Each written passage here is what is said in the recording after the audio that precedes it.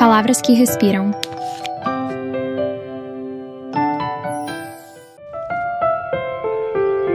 Blindness. Ensaio sobre a cegueira. A cidade devastada. O espelho da humanidade.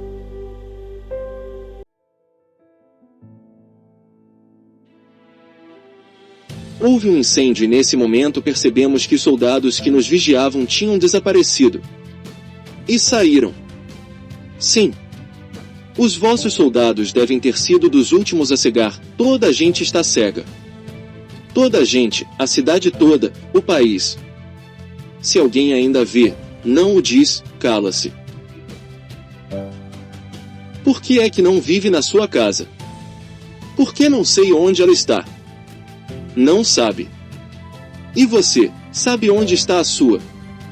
Eu, a mulher do médico, ia responder que precisamente se dirigia para lá com o marido e os companheiros. Era só o tempo de comerem alguma coisa para recuperar forças, mas no mesmo instante viu com toda clareza a situação. Agora, alguém que estando cego tivesse saído de casa, só por milagre a conseguiria reencontrar. Não era o mesmo que dantes, quando os cegos daquele tempo podiam sempre contar com a ajuda de um passante, fosse para atravessar uma rua, fosse para retomar o caminho certo no caso de se terem desviado inadvertidamente da rota habitual. Só sei que está longe daqui, disse. Mas não é capaz de lá chegar. Não. Ora aí tem, o mesmo me sucede a mim, o mesmo sucede a todos. Vocês, os que estiveram na quarentena, têm muito que aprender, não sabem como é fácil ficar sem casa. Não compreendo.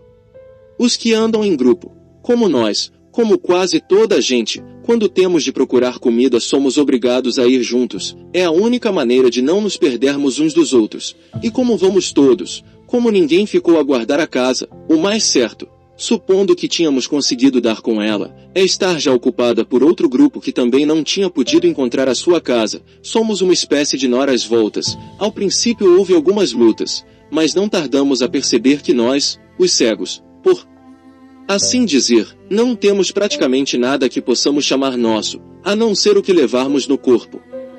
A solução estaria em viver dentro de uma loja de comidas, ao menos enquanto elas durassem não seria preciso sair. Quem o fizesse, o mínimo que lhe poderia acontecer era nunca mais ter um minuto de sossego. Digo mínimo porque ouvi falar do caso de uns que o tentaram. Fecharam-se, trancaram as portas, mas o que não puderam foi fazer desaparecer o cheiro da comida. Juntaram-se foram os que queriam comer, e como os de dentro não abriram, pegou-se fogo à loja. Foi remédio santo, eu não vi, contaram-me, de toda maneira foi remédio santo, que eu saiba ninguém mais se atreveu. E não se vive nas casas, nos andares.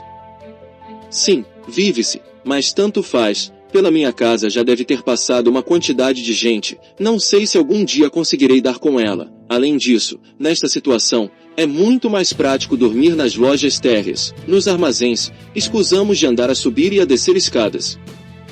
Já não chove, disse a mulher do médico.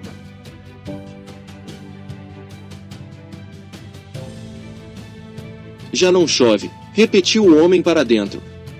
A estas palavras levantaram-se os que ainda estavam deitados, recolheram os pertences, mochilas, pequenas malas, sacos de pano e de plástico, como se partissem em expedição, e era verdade, iam caçar comida, um a um foram saindo da loja. A mulher do médico reparou que estavam bem abrigados. É certo que as cores das roupas não jogavam umas com as outras, que as calças ou eram tão curtas que deixavam as canelas à mostra, ou tão compridas que tinham de levar dobras embaixo, mas o frio não entraria. Com estes, alguns dos homens usavam gabardina ou sobretudo, duas das mulheres levavam casacos compridos de peles, guarda-chuvas é que não se viam, provavelmente pelo incômodo que dão, sempre as varetas a ameaçar os olhos. O grupo, umas 15 pessoas, afastou-se. Ao longo da rua outros grupos apareciam, pessoas isoladas também. Encostados às paredes havia homens a aliviar a urgência matinal da bexiga, as mulheres preferiam o resguardo dos automóveis abandonados. Amolecidos pela chuva, os excrementos, aqui e além, alastravam na calçada. A mulher do médico voltou para junto dos seus, recolhidos por instinto debaixo do toldo de uma pastelaria donde saía um cheiro de natas azedas e outras podridões. Vamos, disse, encontrei um abrigo, e conduziu-os à loja de onde os outros tinham saído. O recheio do estabelecimento estava intacto, a mercadoria não era das de comer ou de vestir, havia frigoríficos, máquinas de lavar, tanto as de roupa como as de louça, fogões comuns e de micro-ondas, batedoras, espremedores, aspiradores, varinhas mágicas, as 1001 invenções eletrodomésticas destinadas a tornar mais fácil a vida. A atmosfera estava carregada de maus cheiros, tornando absurda a brancura invariável dos objetos. Descansem aqui, disse a mulher do médico, eu vou à procura de comida, não sei onde a encontrarei, perto, longe, não sei, esperem com paciência, há grupos lá fora, se alguém quiser entrar digam que o sítio está ocupado, será o bastante para que se vão embora, é o costume. Vou contigo, disse o marido. Não, é melhor que vá sozinha, temos de saber como se está a viver agora, pelo que ouvi dizer toda a gente deve ter cegado. Então, disse o velho da venda preta, é como se continuássemos no manicômio. Não há comparação, podemos mover-nos à vontade, e a comida há de resolver-se, não iremos morrer de fome, também tenho de arranjar roupas, estamos reduzidos a farrapos, a mais necessitada era ela, pouco menos do que nua da cintura para cima. Beijou o marido, sentiu nesse momento como uma dor no coração. Por favor, aconteça o que acontecer, mesmo que alguém queira entrar não deixem este sítio, e se forem postos fora, apesar de que não creio que tal aconteça, mas é só para prevenir todas as hipóteses, deixem-se ficar perto da porta, juntos, até que eu chegue. Olhou-os com os olhos rasos de lágrimas, ali estavam, dependiam dela como as crianças pequenas dependem da mãe. Se eu lhes falto, pensou, não lhe ocorreu que lá fora todos estavam cegos, e viviam, teria ela própria de cegar também para compreender que uma pessoa se habitua a tudo, sobretudo se já deixou de ser pessoa. E mesmo se não chegou a tanto, ali está aquele rapazinho estrábico, por exemplo, que já nem pela mãe pergunta. Saiu para a rua, olhou e fixou o número da porta, o nome da loja, agora tinha de ver como se chamava a rua, naquela esquina, não sabia até onde a iria levar a busca da comida. E que comida? Podia ser já 3 portas à frente ou 300, não podia perder-se. Não haveria ninguém a quem perguntar o caminho, os que antes viam estavam cegos, e ela, que podia ver, não saberia onde estava. O sol tinha rompido, brilhava nas poças de água formadas entre o lixo, via-se melhor a erva que crescia entre as pedras da calçada. Havia mais gente fora. Como se orientarão eles? Perguntou-se a mulher do médico. Não se orientavam, caminhavam rente aos prédios com os braços estendidos para frente, continuamente esbarravam uns nos outros como as formigas que vão no carreiro, mas quando tal sucedia não se ouviam protestos, nem precisavam falar. Uma das famílias despegava-se da parede, avançava ao comprido da que vinha em direção contrária, e assim seguiam e continuavam até ao próximo encontro. De vez em quando paravam, farejavam a entrada das lojas, a sentir-se vinha cheiro de comida, qualquer que fosse, depois prosseguiam seu caminho, viravam uma esquina, desapareciam da vista, daí a pouco surgia dali outro grupo, não traziam ar de haver encontrado o que buscavam. A mulher do médico podia mover-se mais rapidamente, não perdia tempo a entrar nas lojas para saber se eram de comestíveis, mas depressa se lhe tornou claro que não iria ser fácil abastecer-se em quantidade. As poucas mercearias que encontrou pareciam ter sido devoradas por dentro, eram como cascas vazias. Já se tinha afastado muito de onde havia deixado o marido e os companheiros, cruzando e recruzando ruas, avenidas, praças, quando se encontrou diante de um supermercado. Lá dentro o aspecto não era diferente, prateleiras vazias, escaparates derrubados, pelo meio vagueavam os cegos, a maior parte deles de gatas, varrendo com as mãos o chão imundo, esperando encontrar ainda algo que se pudesse aproveitar, uma lata de conserva que tivesse resistido às pancadas com que tentaram abri-la, um pacote qualquer, do que fosse, uma batata, mesmo pisada, um naco de pão, mesmo feito pedra. A mulher do médico pensou. Apesar de tudo, algo haverá, isto é enorme. Um cego levantou-se do chão a queixar-se, um caco de garrafa tinha se lhe espetado num joelho, o sangue corria-lhe já pela perna. Os cegos do grupo rodearam-no. Que foi? E ele disse. Um vidro, no joelho. Qual? O esquerdo, uma das cegas agachou-se. Cuidado, não seja que haja por aqui mais vidros. Tenteou, apalpou para distinguir uma perna da outra. Cá está, disse, ainda o tens espetado. Um dos cegos pôs-se a rir. Pois se está espetado aproveita. E os outros riram também, sem diferença de mulheres e homens. Fazendo pinça com o polegar e o indicador, é um gesto natural que não precisa aprendizagem. A cega extraiu o vidro, depois atou o joelho com um trapo que rebuscou no saco que trazia ao ombro, enfim contribuiu com o seu próprio gracejo para o bom humor geral. Nada a fazer, passou-lhe depressa o espeto, todos riram, e o ferido retorquiu. Quando estiveres com precisão, podemos experimentar a ver o que mais espeta. De certeza que não há neste grupo esposos e esposas, uma vez que ninguém se mostrou escandalizado, será tudo gente de costumes abertos e uniões livres. Salvo se estes justamente são esposa e esposo, daí a confiança, mas em verdade não o parecem, em público não falariam nestes termos.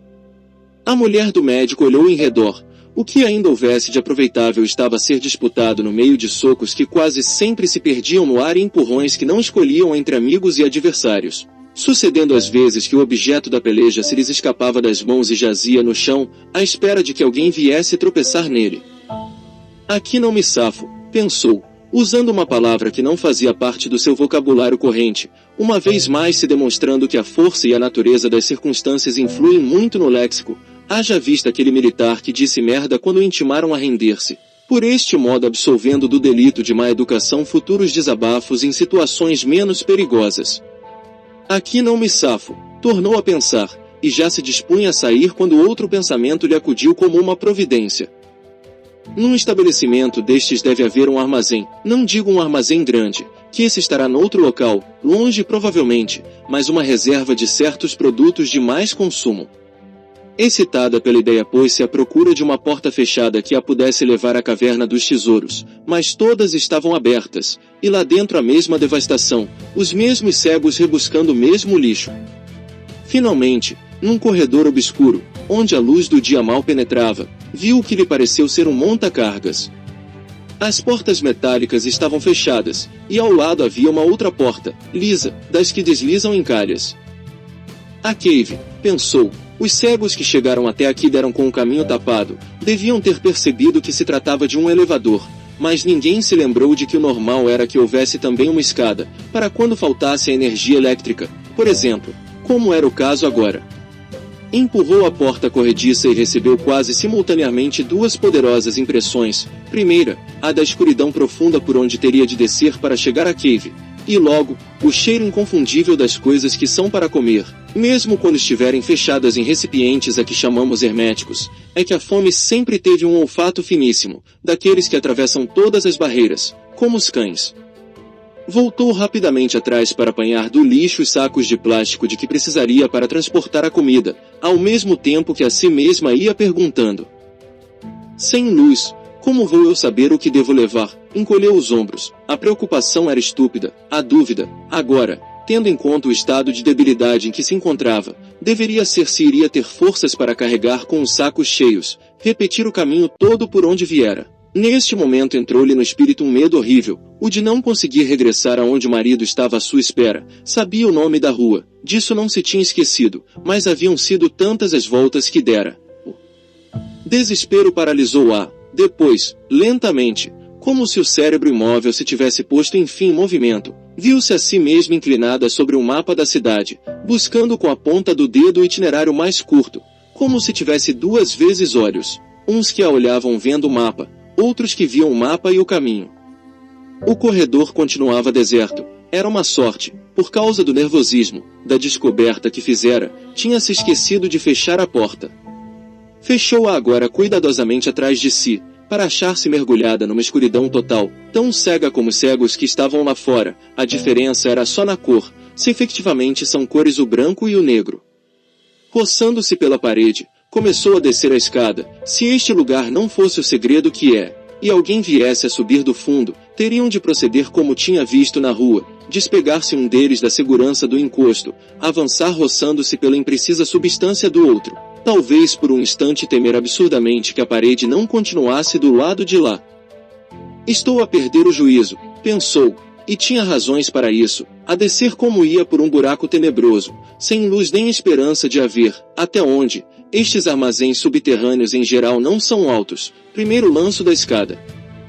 Agora sei o que é ser-se cego, segundo lanço da escada. Vou gritar, terceiro lanço da escada, as trevas são como uma pasta grossa que se lhe colou à cara, os olhos transformaram-se em bolas de breu. Que é que está diante de mim? E logo a seguir outro pensamento, ainda mais assustador. E como encontrarei depois a escada? Um desequilíbrio súbito obrigou-a a abaixar-se para não cair desamparada. Quase a perder a consciência balbuciou. Está limpo. Referia-se ao chão. Parecia-lhe admirável. Um chão limpo.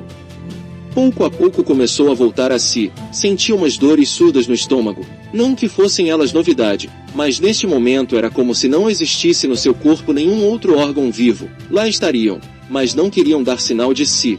O coração, sim. O coração ressoava como um tambor imenso, sempre a trabalhar às cegas na escuridão, desde a primeira de todas as trevas, o ventre onde formaram, até a última, essa onde parará. Tinha ainda na mão os sacos de plástico, não os largara, agora só terá de enchê-los, tranquilamente. Um armazém não é lugar para fantasmas e dragões, aqui não há mais que escuridão. E a escuridão não morde nem ofende, quanto a escada hei de encontrá-la, nem que tenha de dar a volta inteira a este buraco.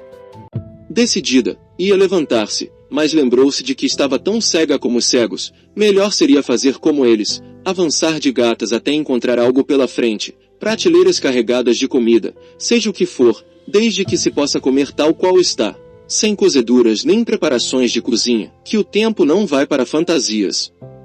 O medo voltou, subreptício, mal ela avançou alguns metros, talvez estivesse enganada, talvez ali mesmo à sua frente, invisível, um dragão a esperasse de boca aberta. Ou um fantasma de mão estendida, para levar ao mundo terrível dos mortos que nunca acabam de morrer porque sempre vem alguém ressuscitá-los. Depois, prosaicamente, com uma infinita, resignada tristeza, pensou que o sítio onde estava não era um depósito de comidas, mas uma garagem. Pareceu-lhe mesmo sentir o cheiro da gasolina. A este ponto pode iludir-se o espírito quando se rende aos monstros que ele próprio criou. Então, a sua mão tocou em algo. Não os dedos viscosos do fantasma, não a língua ardente e a goela do dragão. O que ela sentiu foi o contato de um metal frio, uma superfície vertical lisa. Adivinhou, sem saber que era esse o nome, que se tratava do montante de uma armação de prateleiras. Calculou que devia haver outras armações iguais a esta, paralelas, como era o costume. Tratava-se agora de saber onde estavam os produtos alimentícios. Não aqui, que este cheiro não engana, é de detergentes. Sem pensar mais nas dificuldades que iria ter para encontrar a escada, começou a percorrer as prateleiras, apalpando, cheirando, agitando. Havia embalagens de cartão, garrafas de vidro e de plástico, frascos pequenos, médios e grandes, latas que seriam de conservas, recipientes vários, tubos, bolsas, bisnagas. Ao acaso encheu um dos sacos. Será tudo de comer? Perguntava-se, inquieta. Passou a outras prateleiras, e na segunda delas o inesperado aconteceu. A mão cega, que não podia ver aonde ia, tocou e fez cair umas pequenas caixas. O ruído que fizeram, ao chocarem contra o solo, quase fez parar o coração da mulher do médico. São fósforos, pensou. Trêmula de excitação, baixou-se, passeou as mãos sobre o chão, encontrou. Este é um cheiro que não se confunde com nenhum outro. E o ruído dos pauzinhos quando agitamos a caixa, o deslizar da tampa, a aspereza da lixa exterior, que é onde o fósforo está, o raspar da cabeça do palito, enfim a deflagração da pequena chama, o espaço ao redor, uma difusa esfera luminosa como um astro através da névoa. Meu Deus, a luz existe e eu tenho olhos para ver, louvada seja a luz. A partir de agora a colheita seria fácil. Começou pelas caixas de fósforos, e foi um saco quase cheio. Não é preciso levá-las todas, dizia-lhe a voz do bom senso, mas ela não deu atenção ao bom senso. Depois as trêmulas chamas dos fósforos foram mostrando as prateleiras, para cá, para lá. Em pouco tempo os sacos ficaram cheios. O primeiro teve de ser despejado porque não continha nada que prestasse. Os outros levavam já riqueza suficiente para comprar a cidade. Nem há que estranhar a diferença dos valores. Basta que nos lembremos de que houve um dia um rei que quis trocar o seu reino por um. Cavalo, que não daria a ele se estivesse a morrer de fome e lhe acenassem com estes sacos de plástico. A escada está ali, o caminho é à direita. Antes, porém, a mulher do médico senta-se no chão, abre uma embalagem de chouriço, uma outra de fatias de pão negro, uma garrafa de água, e, sem remorso, come. Se não comesse agora não teria forças para levar a carga onde faz falta, ela é a provedora. Quando acabou, enfiou os sacos nos braços, 3 de cada lado, e com as mãos levantadas à frente foi acendendo fósforos até alcançar a escada, depois penosamente a subiu. A comida ainda não passou do estômago, precisa de tempo para chegar aos músculos e aos nervos. Neste caso, o que melhor se tem aguentado ainda é a cabeça. A porta corrediça deslizou sem ruído. E se está alguém no corredor, tinha pensado a mulher do médico, que faço? Não havia ninguém, mas ela tornou a perguntar-se. Que faço? Poderia, quando chegasse à saída, voltar-se para dentro e gritar. Há comida ao fundo do corredor, uma escada que leva ao armazém da cave. Aproveitem, deixei a porta aberta. Poderia fazê-lo, mas não o fez.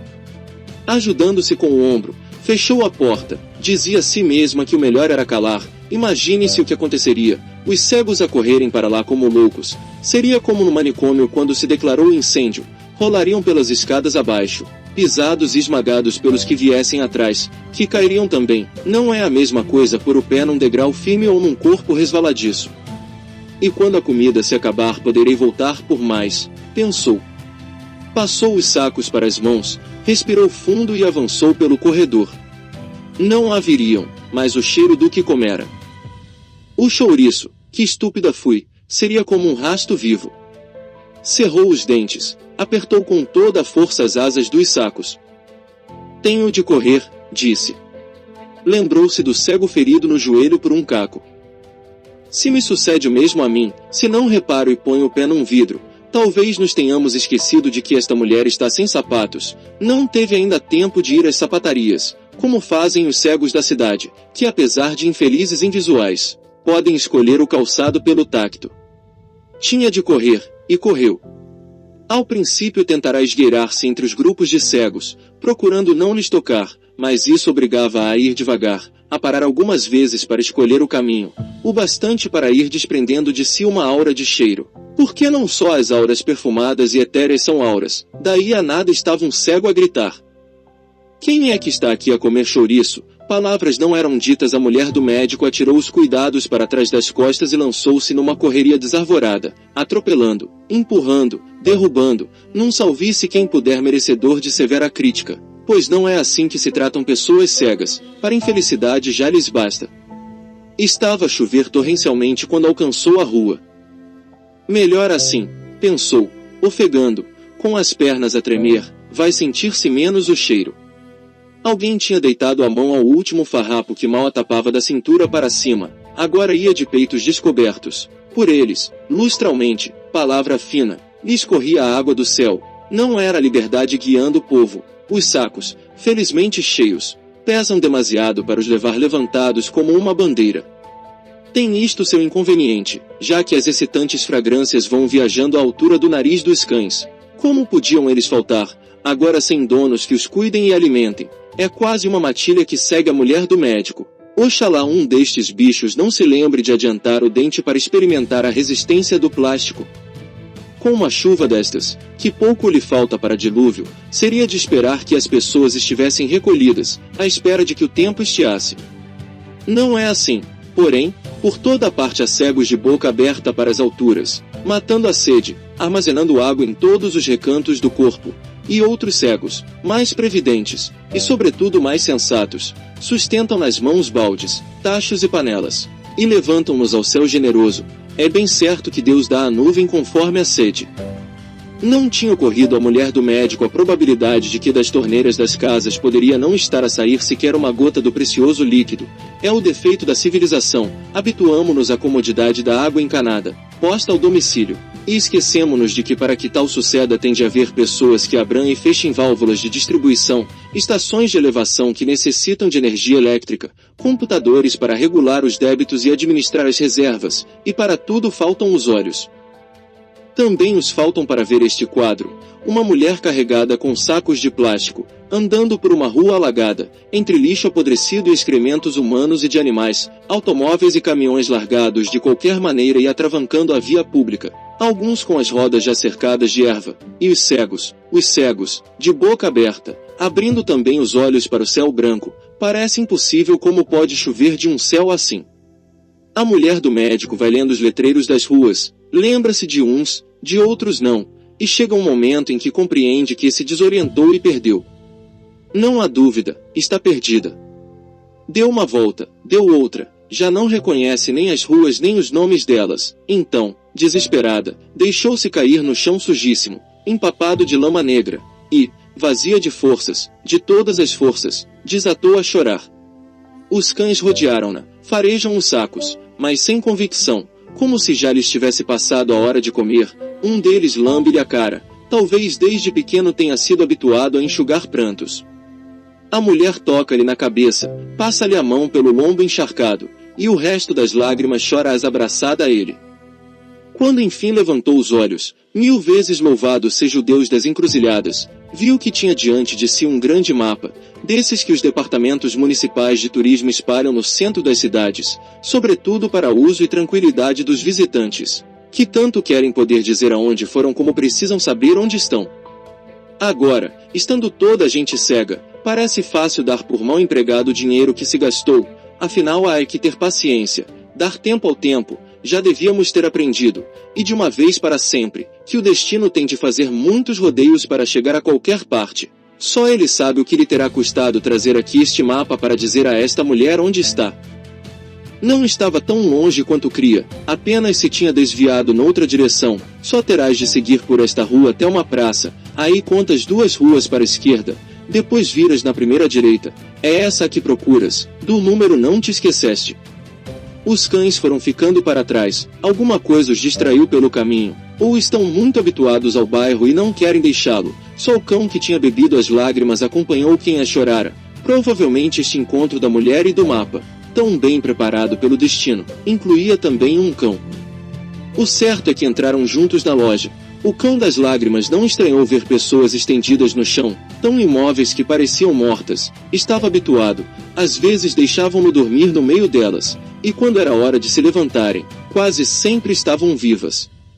Acordem, se estão a dormir, trago comida, disse a mulher do médico, mas primeiro tinha fechado a porta, não fosse ouvi-la alguém que passasse na rua. O rapazinho estrábico foi o primeiro a levantar a cabeça, não pôde fazer mais do que isso, a fraqueza não deixava, os outros tardaram um pouco mais, estavam a sonhar que eram pedras, e ninguém ignora quanto é profundo o sono delas. Um simples passeio ao campo demonstra, ali estão dormindo, meio enterradas, à espera não se sabe de que despertar. Tem, porém, a palavra comida poderes mágicos, mormente quando o apetite aperta, até o cão das lágrimas, que não conhece linguagem, se pôs a abanar o rabo, o instintivo movimento fê-lo recordar-se que ainda não tinha feito aquilo a que estão obrigados os cães molhados. Sacudirem-se com violência, respingando quanto estiver ao redor, neles é fácil, trazem a pele como se fosse um casaco. Água benta da mais eficaz, descida diretamente do céu. Os salpicos ajudaram as pedras a transformarem-se em pessoas, enquanto a mulher do médico participava na operação de metamorfose abrindo um após outros sacos de plástico. Nem tudo cheirava ao que continha, mas o perfume de uma bucha de pão duro já seria, falando elevadamente, a própria essência da vida. Estão todos enfim despertos, têm as mãos trêmulas, as caras ansiosas. É então que o médico, tal como sucedera antes ao cão das lágrimas, se lembra de quem é. Cuidado, não convém comer muito, pode fazer-nos mal. O que nos faz mal é a fome, disse o primeiro cego. Atende ao que diz o senhor doutor, repreendeu a mulher, e o marido calou-se, pensando com uma sombra de rancor. Ele nem de olhos entende, quanto mais, injustas palavras estas, se tivermos em conta que o médico não está menos cego que os outros. A prova é que nem deu porque a mulher vinha nua da cintura para cima, foi ela quem lhe pediu o casaco para se tapar. Os outros cegos olharam na sua direção, mas era tarde demais, tivessem olhado antes. Enquanto comiam, a mulher narrou as suas aventuras, de tudo quanto lhe acontecerá e fizera, só não disse que tinha deixado a porta do armazém fechada, não estava muito segura das razões humanitárias que a si própria tinha dado. Em compensação, contou o episódio do cego que havia espetado o vidro no joelho. Todos riram com gosto, todos não. O velho da venda preta não fez mais do que um sorriso cansado, e o rapazinho estrábico só tinha ouvidos para o ruído que fazia mastigando. O cão das lágrimas recebeu a sua parte, que pronto pagou ladrando furiosamente quando alguém de fora veio sacudir a porta com violência. Quem quer que fosse, não insistiu, falava-se de andar em cães raivosos por aí, para a raiva já me basta esta de não ver onde põe os pés. A tranquilidade voltou, e foi então, quando já tinha sossegado em todos a primeira fome, que a mulher do médico contou a conversa que havia tido com um homem que saíra desta mesma loja para ver se estava a chover. Depois concluiu: se o que ele me disse é verdade, não podemos ter a certeza de encontrar as nossas casas como as deixamos, não sabemos sequer se conseguiremos entrar nelas. Falo daqueles que se esqueceram de levar as chaves quando saíram, ou que as perderam. Nós, por exemplo, não as temos. Ficaram no incêndio. Seria impossível encontrá-las agora no meio dos escombros. Pronunciou a palavra e foi como se estivesse a ver as chamas a envolverem a tesoura, queimando primeiro o sangue seco que ainda houvesse nela. Depois mordendo-lhe o fio, as pontas agudas, embotando-os, e aos poucos tornando-os rombos, brandos, moles, informes. Não se acredita que isto pudesse ter perfurado a garganta de alguém. Quando o fogo acabar o seu trabalho será impossível, na massa única do metal fundido, distinguir onde está a tesoura.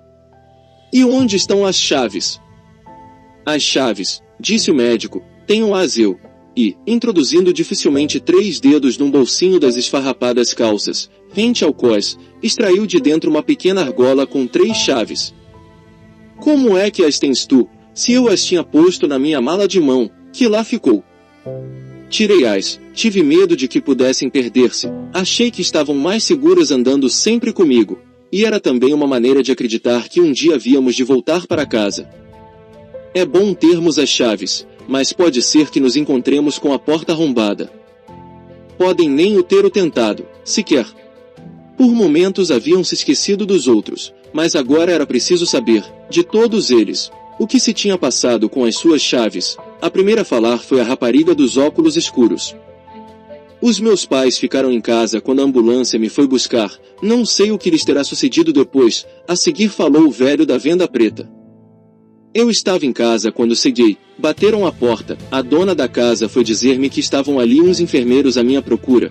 Não era altura para pensar em chaves, só faltava a mulher do primeiro cego, mas esta disse: não sei, não me lembro. Sabia, lembrava-se, não queria era confessar que quando de repente se viu cega, expressão absurda, mas enraizada, que não temos conseguido evitar, saíra de casa aos gritos, chamando pelas vizinhas. As que ainda estavam no prédio guardaram-se bem de acudir-lhe, e ela, que tão firme e capaz se tinha mostrado quando a infelicidade caiu sobre o marido, comportava-se agora desvairadamente, abandonando a casa com a porta escancarada, nem ao menos teve a ideia de pedir que a deixassem voltar atrás. Só 1 minuto, o tempo de fechar a porta e volto já.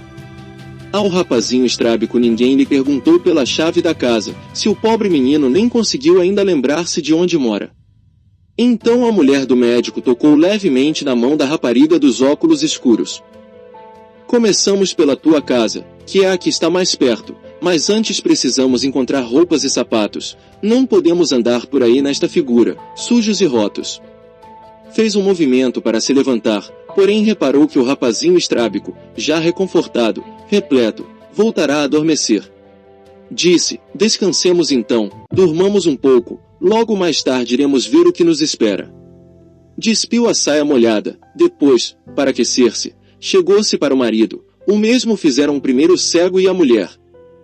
És tu? Perguntara ele. Ela lembrava-se da casa e sofria. Não disse consola-me, mas foi como se o tivesse pensado. O que não se sabe é que sentimento terá levado a rapariga dos óculos escuros a pôr um braço sobre o ombro do velho da venda preta, mas o certo é que o fez.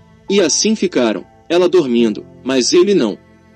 O cão foi deitar-se à porta, atravessando-se na passagem. É um animal áspero e intratável quando não tem de enxugar lágrimas.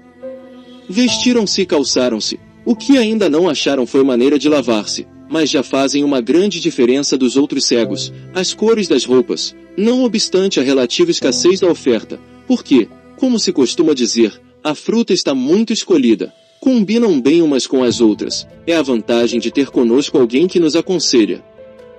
Veste tu isto, que vai melhor com essas calças, as riscas não jogam com as pintas, pormenores assim, aos homens, provavelmente, tanto se lhes daria tambor como caixa de rufo, mas quer a rapariga dos óculos escuros, quer a mulher do primeiro cego, fizeram questão de saber que cores e que padrões levavam postos, desta maneira, com a ajuda da imaginação, poderão ver-se a si mesmas. Quanto ao calçado, todos concordaram que a comodidade deveria passar à frente da beleza, nada de tirinhas e tacões altos, nada de calfes e polimentos, com o estado em que as ruas estão seria um disparate. O que vai bem são umas botas de borracha, totalmente impermeáveis, de cano pelo meio da perna, fáceis de enfiar e desenfiar, não há melhor para andar nos lamaçais. Infelizmente não se encontraram botas deste modelo para todos, o rapazinho estrábico, por exemplo, não havia tamanho que lhe servisse, ficavam-lhe os pés a nadar lá dentro, por isso teve de contentar-se com uns sapatos de desporto sem finalidade definida. Que coincidência, diria a mãe dele, lá onde esteja, há alguém que lhe tivesse ido contar o sucedido, é exatamente o que o meu filho teria escolhido se pudesse ver. O velho da venda preta, que tinha os pés mais para o grande do que para o pequeno, resolveu o problema pondo-se uns sapatos de basquetebol, dos especiais, para jogadores de 2 metros e extremidades na proporção. É verdade que vai agora um tanto ridículo, parece que leva umas pantufas brancas, mas estes ridículos são dos que duram pouco, em menos de 10 minutos os sapatos já estarão sujíssimos, é como tudo na vida, deem tempo ao tempo, e ele se encarrega de resolver. Deixou de chover, não há cegos de boca aberta. Andam por aí, não sabem o que hão de fazer, vagueiam pelas ruas, mas nunca por muito tempo, andar ou estar parado vem a dar no mesmo para eles, tirando procurar comida não tem outros objetivos, a música acabou, nunca houve tanto silêncio no mundo. Os cinemas e os teatros só servem a quem ficou sem casa e já desistiu de a procurar, algumas salas de espetáculos, as maiores, tinham sido usadas para as quarentenas quando o governo, ou o que dele ia sucessivamente ficando, ainda cria que o mal branco poderia ser atalhado com instrumentos e truques que de tão pouco tinham servido no passado contra a febre amarela e outros pestíferos contágios, porém isso acabou-se, aqui nem foi preciso um incêndio. Quanto aos museus, é uma autêntica dor de alma, de cortar o coração, toda aquela gente, digo bem, todas aquelas pinturas, todas aquelas esculturas sem terem diante de si uma pessoa a quem olhar. Do que estão os cegos da cidade à espera? Não se sabe. Estariam à espera da cura se ainda acreditassem nela, mas essa esperança perderam-na quando se tornou público que a cegueira não tinha poupado ninguém, que não ficará uma única vista sã para olhar pela lente de um microscópio, que tinham sido abandonados os laboratórios, onde não restava às bactérias outra solução, se queriam sobreviver, que devorarem-se umas às outras. Ao princípio, muitos dos cegos, acompanhados por parentes por enquanto com vista e espírito de família, ainda correram aos hospitais, mas lá só encontraram médicos cegos tomando pulso a doentes que não viam, auscultando-os por trás e pela frente, que era tudo quanto podiam fazer, para isso ainda tinham os ouvidos. Depois, apertados pela fome, os doentes, os que ainda podiam andar, começaram a fugir dos hospitais, vinham morrer na rua, ao abandono, as famílias, se ainda as tinham, por onde andariam, e depois, para que os enterrassem, não bastava que alguém fosse tropeçar neles por acaso, tinham de começar a cheirar mal, e, mesmo assim, só se tivessem morrido em sítio de passagem. Não admira que os cães sejam tantos, alguns já se parecem com hienas, as malhas do pelo são como as da podridão, correm por aí com os quartos traseiros encolhidos, como se tivessem medo de que os mortos e devorados recobrassem vida para lhes fazerem pagar a vergonha de morderem em quem não se podia defender. Como está o mundo? Tinha perguntado o velho da venda preta, e a mulher do médico respondeu. Não há diferença entre o fora e o dentro, entre o cá e o lá, entre os poucos e os muitos, entre o que vivemos e o que teremos de viver. E as pessoas, como vão? Perguntou a rapariga dos óculos escuros. Vão como fantasmas. Ser fantasma deve ser isto, ter a certeza de que a vida existe, porque 4 sentidos o dizem, e não a poder ver. Há muitos carros por aí, perguntou o primeiro cego, que não pode esquecer que lhe roubaram o seu. É um cemitério. Nem o médico nem a mulher do primeiro cego fizeram perguntas. Para que, se as respostas seriam a condizer com estas? Ao rapazinho estrábico basta-lhe a satisfação de levar calçados os sapatos com que sempre sonhou, nem chega para o entristecer o facto de não poder vê-los. Por esta razão, provavelmente é que não vai como um fantasma. E tampouco mereceria que lhe chamassem hiena o cão das lágrimas que segue a mulher do médico, não anda ao cheiro de carne morta, acompanha uns olhos que ele bem sabe estarem vivos.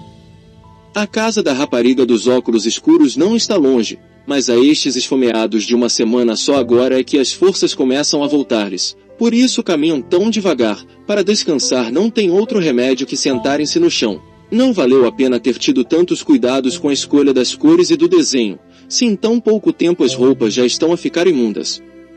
A rua onde mora a rapariga dos óculos escuros, além de curta, é estreita, o que explica que não se encontrem aqui automóveis. Passar podia-se, em direção única, mas não ficava espaço para estacionar, estava proibido. Que também não houvesse pessoas, não era de estranhar, em ruas assim não são raros os momentos do dia em que não se vê viva alma. Que número tem o teu prédio? Perguntou a mulher do médico. É o 7, moro no segundo esquerdo. Uma das janelas estava aberta, noutro tempo seria sinal quase certo de haver pessoas em casa, agora tudo era duvidoso. Disse a mulher do médico. Não vamos todos, subimos só nós duas, vocês esperem embaixo. Percebia-se que a porta da rua tinha sido forçada, via-se distintamente que o encaixe do trinco estava torcido, uma comprida lasca de madeira separara-se quase por completo do batente. A mulher do médico não falou disto. Deixou seguir à frente a rapariga, ela conhecia o caminho, tanto lhe fazia a penumbra em que a escada estava imersa. Com o nervosismo da pressa, a rapariga dos óculos escuros tropeçou 2 vezes, mas achou que o melhor era rir-se de si mesma. Imagina tu, uma escada que eu dantes era capaz de subir e descer de olhos fechados. As frases feitas são assim, não tem sensibilidade para as 1000 subtilezas do sentido. Esta, por exemplo, ignora a diferença entre fechar os olhos e ser cego. No patamar do segundo andar, a porta buscada estava fechada. A rapariga dos óculos escuros deslizou a mão pelo alisar até que encontrou o botão da campainha. Não há luz, lembrou-lhe a mulher do médico. E estas 3 palavras, que não faziam mais do que repetir o que toda a gente sabia, ouviu-as a rapariga como o anúncio de uma má notícia. Bateu a porta, 1 vez, 2 vezes, 3 vezes, a terceira com violência, aos murros, chamava. Mãezinha, paizinho, e ninguém vinha abrir, os diminutivos carinhosos não abalavam a realidade, ninguém lhe veio dizer. Minha querida filha, até que enfim chegaste, já pensávamos que nunca mais te veríamos. Entra, entra, e esta senhora é tua amiga, que entre também, a casa está um bocadinho desarrumada, não repare, a porta continuava fechada. Não está ninguém, disse a rapariga dos óculos escuros, e desatou-se a chorar encostada à porta, a cabeça sobre os antebraços cruzados, como se com todo o corpo estivesse a implorar uma desesperada piedade. Não tivéssemos nós aprendido o suficiente do complicado que é o espírito humano, e estranharíamos que queira tanto a seus pais, ao ponto destas demonstrações de dor, uma rapariga de costumes tão livres, embora não esteja longe quem já afirmou que não existe nem existiu nunca qualquer contradição entre isto e aquilo. A mulher do médico quis consolá-la, mas tinha pouco para dizer. Sabe-se que permanecerem as pessoas por muito tempo nas suas casas se tornou praticamente impossível. Podemos perguntar aos vizinhos, sugeriu, se há alguns. Sim, vamos perguntar, disse a rapariga dos óculos escuros, mas não havia nenhuma esperança na sua voz. Começaram por bater a porta da casa do outro lado do patamar, donde também ninguém respondeu. No andar de cima as 2 portas estavam abertas. As casas tinham sido saqueadas, os armários da roupa estavam vazios, nos lugares de guardar comida não ficará nem sombra dela. Havia sinais de ter passado por ali gente há pouco tempo, certamente um grupo errante, como mais ou menos o eram agora todos, sempre indo de casa em casa, de ausência em ausência. Desceram ao primeiro andar, a mulher do médico bateu com os nós dos dedos na porta mais próxima, houve um silêncio expectante, depois uma voz rouca perguntou, desconfiada. Quem está aí? A rapariga dos óculos escuros adiantou-se. Sou eu, a vizinha do segundo andar. Estou à procura dos meus pais. Sabe onde eles estão? Que foi que lhes aconteceu? Perguntou. Ouviram-se passos arrastados. A porta abriu-se e apareceu uma velha magríssima, só a pele sobre os ossos, esquálida, de enormes cabelos brancos desgrenhados. Uma mistura nauseante de cheiros bafientos e de uma indefinível podridão fez recuar as duas mulheres. A velha regalava os olhos, tinha-os quase brancos. Não sei nada dos teus pais. Vieram buscá-los no dia a seguir a terem te levado a ti. Nessa altura eu ainda via. Há mais alguém no prédio. De vez em quando ouço subir e descer a escada, mas é gente de fora, desses que só dormem. E os meus pais? Já te disse que não sei nada deles. E o seu marido, e o seu filho, e a sua nora? Também os levaram. E assim não, por quê? Por que me tinha escondido? Onde? Trulain respondeu. Imagina, na tua casa. Como é que conseguiu entrar? Pelas traseiras, pela escada de salvação, parti um vidro e abri a porta por dentro, a chave estava na fechadura. E como é que tem podido, desde então, viver sozinha na sua casa? Perguntou a mulher do médico. Quem é que há mais aqui? Sobressaltou-se a velha virando a cabeça. É uma amiga minha, anda no meu grupo, disse a rapariga dos óculos escuros. E não é só a questão de estar sozinha, a comida. Como foi que se arranjou para conseguir comida durante todo este tempo? Insistiu a mulher do médico. É que eu não sou parva, cá me vou governando. Se não quiser, não diga, era só uma curiosidade. Digo, o primeiro que fiz foi ir a todas as casas do prédio recolher a comida que houvesse. A que era de estragar comia logo, a outra guardei-a. Ainda tem alguma? Perguntou a rapariga dos óculos escuros. Não, essa já se acabou, respondeu a velha com uma súbita expressão de desconfiança nos olhos cegos, modo de dizer que nestas situações sempre ocorre empregar, mas que em verdade nada tem de rigoroso, porque os olhos propriamente ditos, não têm qualquer expressão, nem mesmo quando foram arrancados, são dois berlindes que estão para ali inertes, as pálpebras, as pestanas, e as sobrancelhas também, é que têm de encarregar-se das diversas eloquências e retóricas visuais, porém a fama tem nos olhos. Então de que está a viver agora? Perguntou a mulher do médico. A morte anda aí pelas ruas, mas nos quintais a vida não acabou, disse a velha misteriosamente. Que quer dizer? Os quintais têm couves, têm coelhos, têm galinhas, também há flores, mas essas não se podem comer. E como faz? É conforme, umas vezes apanha umas couves, outras vezes mata um coelho ou uma galinha. Cruz. Mesmo quando foram arrancados. Ao princípio acendi uma fogueira, depois habituei-me à carne crua, e os talos das couves são doces. Fiquem descansadas que de fome não morrerá a filha da minha mãe. Recuou 2 passos, quase se sumiu na escuridão da casa, só os olhos brancos brilhavam, e disse de lá. Se quiseres ir à tua casa, entra, dou-te passagem. A rapariga dos óculos escuros ia dizer que não, muito obrigada, não vale a pena, para quê, se os meus pais não estão lá, mas subitamente sentiu o desejo de ver o seu quarto, ver o meu quarto, que estupidez, se estou cega, ao menos passar as mãos pelas paredes, pela colcha da cama, pela almofada onde descansava a minha louca cabeça, pelos móveis, talvez na comoda ainda esteja a jarra de flores de que se lembrava, se a velha não a atirou ao chão, de raiva de não se poderem comer. Disse. Então, se me dá licença, aproveito o oferecimento, é muita bondade da sua parte. Entra, mas já sabes que comida não vais lá encontrar, e a que eu tenho é pouca para mim, além disso a ti não te serve, não deves gostar de carne crua. Não se preocupe, nós temos comida. Ah, tem comida, nesse caso, em paga do favor, deixem-me ficar alguma. Deixaremos. Fique descansada, disse a mulher do médico. Tinham passado já o corredor, o fedor tornará-se insuportável. Na cozinha, mal iluminada pela escassa luz de fora, havia peles de coelho pelo chão, penas de galinha, ossos, e, sobre a mesa, num prato sujo de sangue ressequido, pedaços de carne irreconhecíveis, como se tivessem sido mastigados muitas vezes. E os coelhos, E as galinhas? O que é que comem? Perguntou a mulher do médico. Couves, ervas, restos, disse a velha.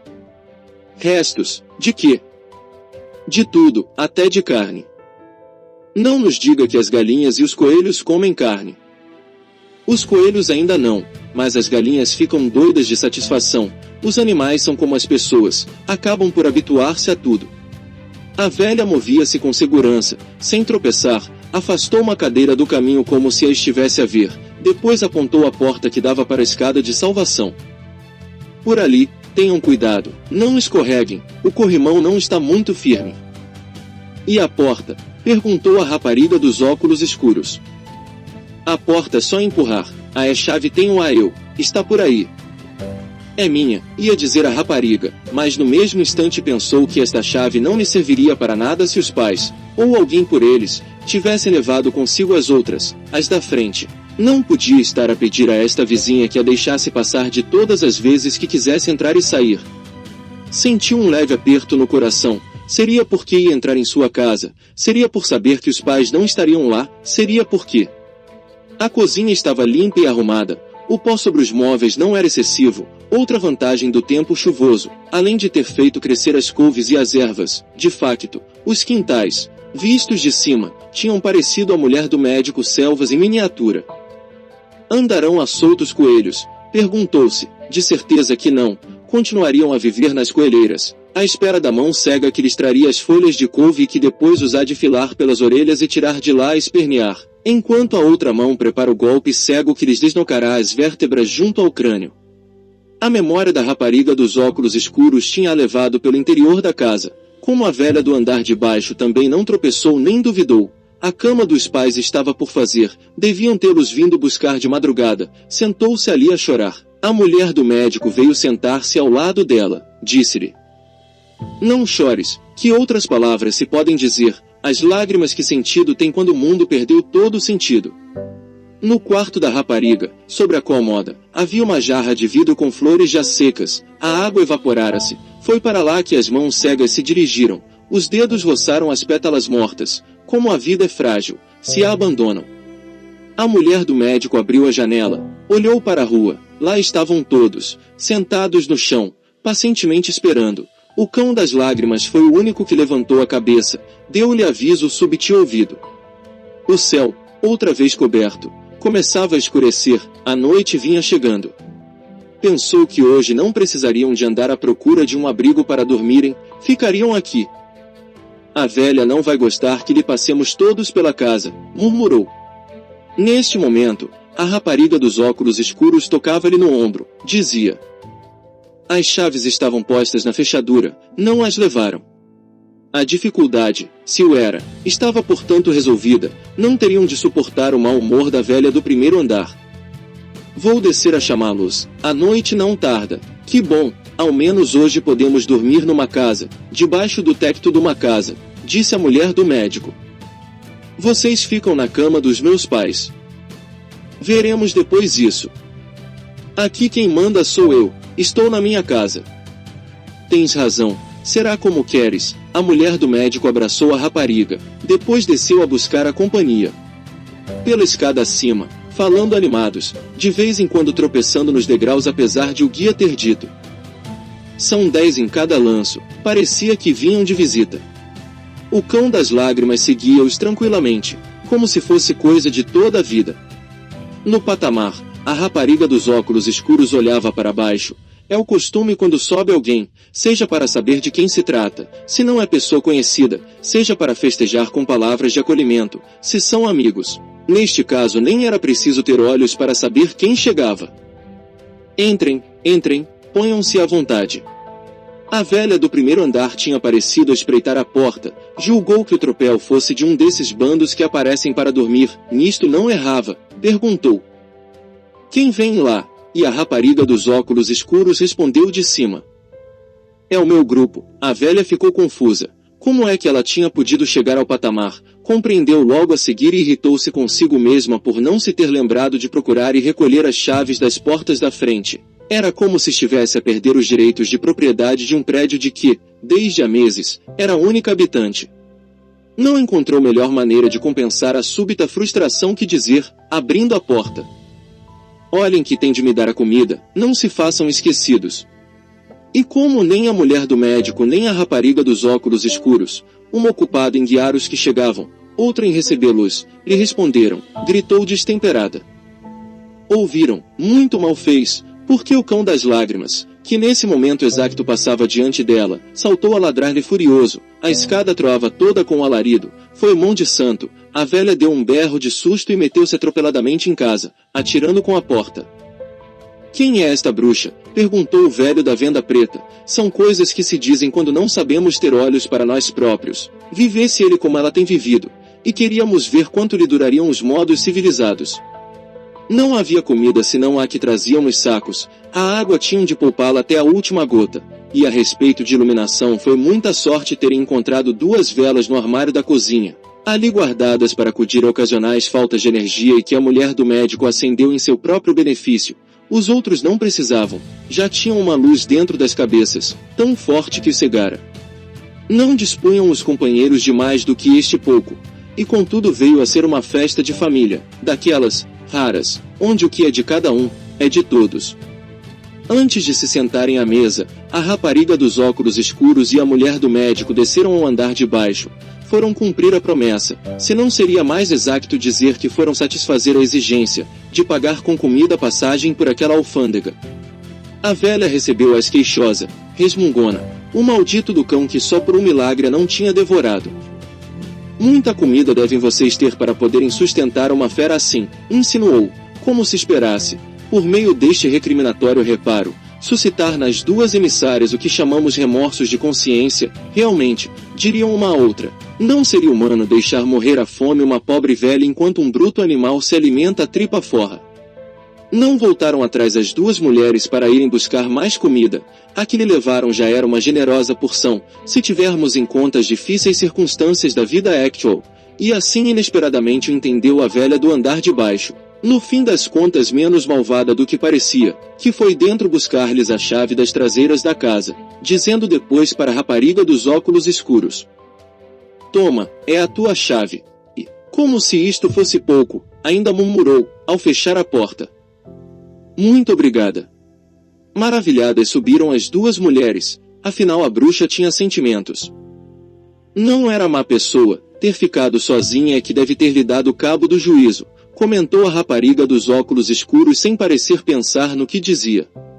A mulher do médico não respondeu, decidiu guardar a conversa para mais tarde, e foi quando todos os outros já estavam deitados, e alguns dormindo, sentadas as 2 na cozinha como mãe e filha ganharem forças para o resto dos arranjos da casa, que a mulher do médico perguntou: e tu, que vais fazer agora? Nada, fico aqui, à espera de que os meus pais voltem. Sozinha e cega, à cegueira já me habituei. E à solidão? Terei de habituar-me, a vizinha de baixo também vive só. Queres converter-te naquilo que ela é, alimentar-te de couves e de carne crua, enquanto durarem. Nestes prédios por aqui parece não viver mais ninguém, serão 2 a odiar-se com medo de que a comida se acabe. Cada talo que apanharem estarão a roubá-lo à boca da outra. Tu não viste essa pobre mulher, da casa só sentiste o cheiro, digo-te que nem lá onde vivemos era tão repugnante. Mais tarde ou mais cedo todos vamos ser como ela, e depois acabamos, não haverá mais vida. Por enquanto ainda vivemos. Escuta, tu sabes muito mais do que eu, ao pé de ti não passo de uma ignorante, mas o que penso é que já estamos mortos, estamos cegos porque estamos mortos, ou então, se preferes que diga isto de outra maneira, estamos mortos porque estamos cegos, dá no mesmo. Eu continuo a ver. Felizmente para ti, felizmente para o teu marido, para mim, para os outros, mas não sabes se continuarás a ver. No caso de vires a cegar tornar-te-as igual a nós, acabaremos todos como a vizinha de baixo. Hoje é hoje, amanhã será amanhã, é hoje que tenho a responsabilidade, não amanhã, se estiver cega. Responsabilidade de quê? A responsabilidade de ter olhos quando os outros os perderam. Não podes guiar nem dar de comer a todos os cegos do mundo. Deveria. Mas não podes. Ajudarei no que estiver ao meu alcance. Bem sei que o farás, Se não fosses tu, talvez já não estivesse viva. E agora não quero que morras. Devo ficar, é a minha obrigação, esta é a minha casa, quero que os meus pais me encontrem se voltarem. Se voltarem, tu mesmo disseste, e falta saber se então eles ainda serão os teus pais. Não compreendo. Disseste que a vizinha de baixo tinha sido boa pessoa. Coitada. Coitados dos teus pais, coitada de ti, quando se encontrarem, cegos de olhos e cegos de sentimentos, porque os sentimentos com que temos vivido e que nos fizeram viver como éramos, foi de termos olhos que nasceram. Sem olhos os sentimentos vão tornar-se diferentes, não sabemos como, não sabemos quais. Tu dizes que estamos mortos porque estamos cegos, aí está. Amas o teu marido. Sim, como a mim mesma, mas se eu cegar, se depois de cegar deixar de ser quem tinha sido, quem serei então para poder continuar a amá-lo, e com que amor? Dantes, quando víamos, também havia cegos. Poucos em comparação, os sentimentos em uso eram os de quem via, portanto os cegos sentiam com os sentimentos alheios, não como os cegos que eram. Agora, sim, o que está a nascer são os autênticos sentimentos dos cegos, e ainda vamos do princípio. Por enquanto ainda vivemos da memória do que sentíamos. Não precisas ter olhos para saberes como a vida já é hoje. Se a mim me dissessem que um dia mataria, tomá-lo-ia como ofensa, e contudo matei. Que queres então que eu faça? Vem comigo, vem para nossa casa. E eles? O que vale para ti, vale para eles, mas é sobretudo a ti que eu quero. Por quê? Eu própria me pergunto por quê. Talvez porque te tenhas tornado como minha irmã, talvez porque o meu marido se deitou contigo. Perdoa-me. Não é crime para necessitar perdão. Sugar-te-emos o sangue, seremos como parasitas.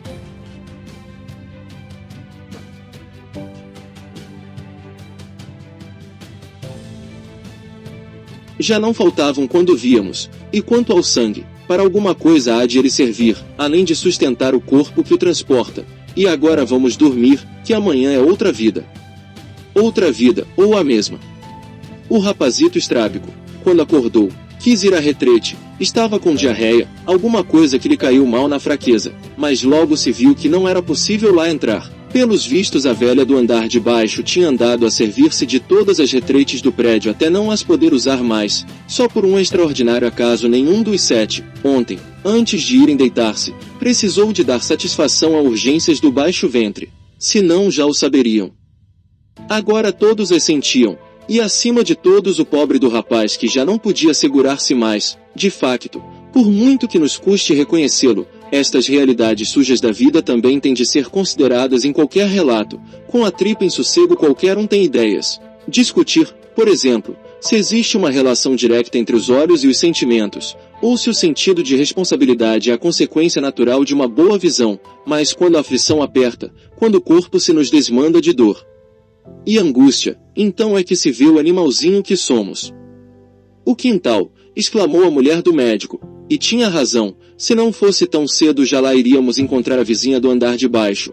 É tempo de deixarmos de chamar-lhe velha, como pejorativamente temos feito, já lá estaria, dizíamos, agachada, rodeada de galinhas. Porque, quem fez a pergunta com certeza não sabe o que são galinhas. Agarrado à barriga, amparado pela mulher do médico, o rapazito estrábico desceu as escadas em ânsias. Muito conseguiu ele aguentar até aqui. Coitado, não se lhe peça mais. Nos últimos degraus já o esfíncter tinha desistido de resistir à pressão interna. Imaginem-se as consequências. Entretanto, os outros 5 vinham descendo conforme podiam a escada de salvação. Nome a propósito. Se algum pudor ainda lhes ficará do tempo que tinham vivido em quarentena, era hora de perdê-lo. Espalhados pelo quintal, gemendo de esforço, sofrendo de um resto de inútil vergonha, fizeram o que tinha de ser feito, também a mulher do médico, mas essa chorava olhando-os, chorava por todos eles, que nem parece que isso podem já, o seu próprio marido, o primeiro cego e a mulher, a rapariga dos óculos escuros, o velho da venda preta, este garoto, via-os acocorados sobre as ervas, entre os caules nodosos das couves, com as galinhas à espreita, o cão das lágrimas também descera, era mais um. Limparam-se como puderam, pouco e mal, a uns punhados de ervas, a uns cacos de tijolo, aonde o braço conseguiu alcançar, em algum caso foi pior a emenda. Tornaram a subir a escada de salvação, calados. A vizinha do primeiro andar não lhes apareceu a perguntar quem eram, de onde vinham, para onde iam. Estaria ainda a dormir da boa digestão da ceia. E, quando entraram em casa, primeiro não souberam de que falar. Depois a rapariga dos óculos escuros disse que não podiam ficar naquele estado. É verdade que não havia água para se lavarem. Pena que não estivesse a chover torrencialmente, como ontem tinha chovido. Sairiam outra vez ao quintal, mas agora, nus e sem vergonha, receberiam na cabeça e nos ombros a água generosa do céu. Senti-la iam escorrer pelo dorso e pelo peito, pelas pernas. Poderiam recolhê-la nas mãos enfim limpas e por essa taça dá-la a beber a um sedento. Quem fosse não importava. Acaso os lábios tocariam levemente a pele antes de encontrarem a água. E, sendo a sede muita, sofregamente iriam recolher no côncavo as últimas gotas, acordando assim, quem sabe, uma outra secura. A rapariga dos óculos escuros, como outras vezes se tem observado, o que a perde a imaginação, do que havia ela de lembrar-se numa situação como esta, trágica, grotesca, desesperada. Apesar de tudo, não lhe falta um certo sentido prático. A prova foi ter ido abrir o armário do seu quarto, depois o dos pais, trouxe de lá uns quantos lençóis e toalhas. Limpemo-nos a isto, disse, é melhor do que nada, e não há dúvida de que foi uma boa ideia, quando se sentaram para comer sentiam-se outros. Foi à mesa que a mulher do médico expôs o seu pensamento. Chegou a altura de decidirmos o que devemos fazer. Estou convencida de que toda a gente está cega, pelo menos comportavam-se como tal as pessoas que vi até agora. Não há água, não há eletricidade, não há abastecimentos de nenhuma espécie. Encontramo-nos no caos. O caos autêntico deve de ser isto. Haverá um governo, disse o primeiro cego. Não creio, mas, no caso de o haver, será um governo de cegos a quererem governar cegos, isto é, o nada a pretender organizar o nada. Então não há futuro, disse o velho da venda preta.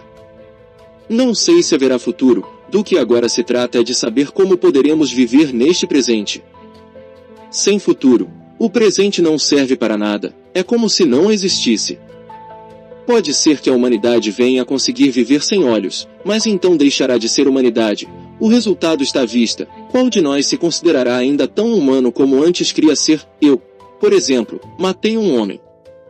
Mataste um homem, espantou-se o primeiro cego.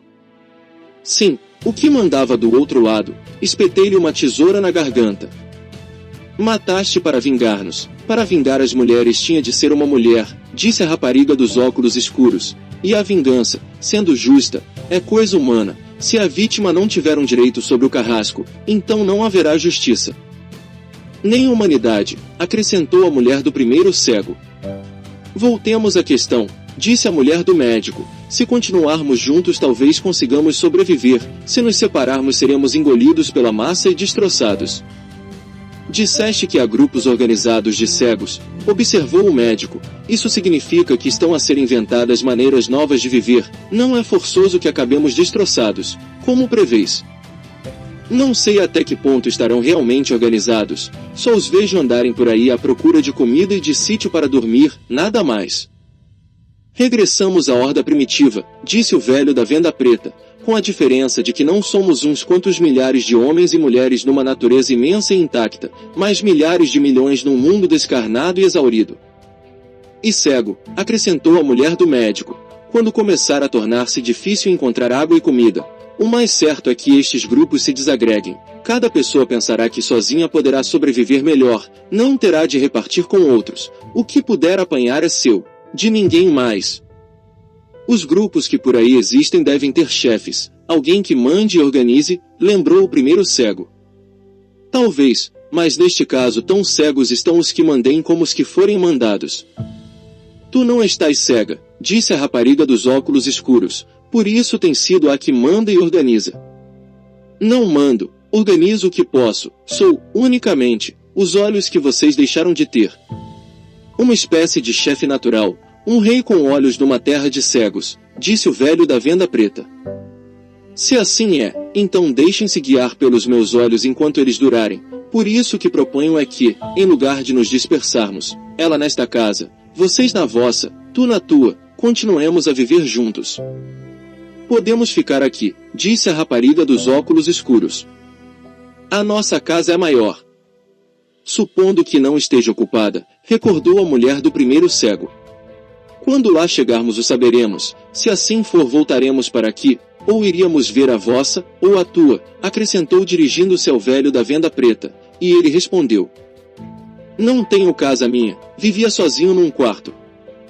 Não tens família? Perguntou a rapariga dos óculos escuros. Nenhuma. Nem mulher, nem filhos, nem irmãos. Ninguém. Se os meus pais não aparecerem, ficarei tão sozinha como tu. Eu fico contigo, disse o rapazinho estrábico, mas não acrescentou se a minha mãe não aparecer, não pôs essa condição, estranho o comportamento, ou não será tão estranho assim, a gente nova conforma-se rapidamente, tem a vida toda por diante. Que decidem? Perguntou a mulher do médico. Vou com vocês, disse a rapariga dos óculos escuros, só te peço que ao menos uma vez por semana me acompanhes até aqui, para o caso de os meus pais terem voltado. Deixas as chaves com a vizinha de baixo. Não tenho outro remédio, ela não pode levar mais do que já levou. Destruirá. Depois de eu ter estado aqui, talvez não. Nós também vamos com vocês, disse o primeiro cego, só gostaríamos, o mais cedo que seja possível, de passar pela nossa casa, para saber o que aconteceu. Passaremos, claro está. Pela minha não vale a pena, já vos disse o que ela era. Mas virás conosco. Sim, com uma condição, à primeira vista há de parecer escandaloso que alguém anteponha condições a um favor que lhe querem fazer, mas certos velhos são assim, sobra-lhes em orgulho o que lhes vai faltando em tempo. Que condição é essa? Perguntou o médico. Quando estiver a converter-me numa carga insuportável, peço que mo digam, e se, por amizade ou compaixão, decidirem calar-se, espero eu ter ainda suficiente juízo na cabeça para fazer o que devo. E isso que será, pode saber-se? Perguntou a rapariga dos óculos escuros. Retirar-me, afastar-me, desaparecer, como os elefantes faziam dantes. Ouvi dizer que nos últimos tempos não era assim, nenhum conseguia chegar a velho. Tu não és precisamente um elefante. Também já não sou precisamente um homem.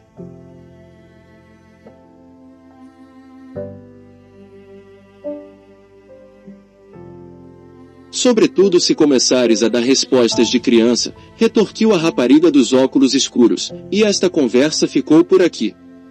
Os sacos de plástico vão muito mais leves do que tinham vindo, nem admira, a vizinha do primeiro andar também comeu deles, 2 vezes comeu, primeiro ontem à noite. E hoje lhe deixaram mais alguns alimentos quando lhe pediram que ficasse com as chaves e as guardasse até que aparecessem os legítimos donos delas, que estão de adoçar-lhe a boca, que do caráter delas já temos suficiente notícia. E isto sem falar do que o cão das lágrimas também tem vindo a comer, só um coração de pedra teria sido capaz de fingir indiferença diante daqueles olhos suplicantes. E a propósito, onde se meteu o cão? Não está na casa, pela porta não saiu, só pode estar no quintal, foi a mulher do médico certificar-se. E assim era de facto. O cão das lágrimas estava a devorar uma galinha. Tão rápido tinha sido o ataque que nenhum sinal de alarme teve tempo de dar, mas se a velha do primeiro andar tivesse olhos e andasse com as galinhas contadas, não se sabe, de raiva, que destino seria o das chaves. Entre a consciência de haver cometido um delito e a percepção de que a criatura humana a quem protegia se ia embora, o cão das lágrimas só duvidou um instante. Imediatamente se pôs a escarvar no chão mole, e antes que a velha do primeiro andar assomasse ao patamar da escada de salvação a farejar a fonte dos ruídos que lhe estavam entrando em casa, ficava enterrada a carcaça da galinha, disfarçado o crime, reservado para outra ocasião o remorso. O cão das lágrimas esgueirou-se pela escada acima, roçou como um sopro as saias da velha, que nem se apercebeu do perigo que acabará de passar por ela, e foi pôr-se ao lado da mulher do médico, donde anunciou aos ares a proeza cometida. A velha do primeiro andar, ouvindo ladrar com tamanha ferocidade, temeu, mas sabemos quão demasiado tarde, pela segurança da sua despensa, e gritou esticando o pescoço para cima. Esse cão tem de estar preso, não vá matar-me aí alguma galinha. Fique descansada, respondeu a mulher do médico, o cão não tem fome, já comeu, e nós vamos nos embora agora mesmo. Agora, repetiu a velha, e houve na sua voz um quebramento como de pena. Era como se estivesse a querer ser entendida de um modo muito diferente. Por exemplo, vão me deixar aqui sozinha. Porém não pronunciou uma palavra mais, só aquele agora que nem pedia resposta. Os duros de coração também têm os seus desgostos. O desta mulher foi tal que depois não quis abrir a porta para despedir-se dos desagradecidos a quem tinha dado passagem franca pela sua casa. Ouviu-os descer a escada, falavam uns com os outros, diziam: cuidado, não tropeces. Põe a mão no meu ombro.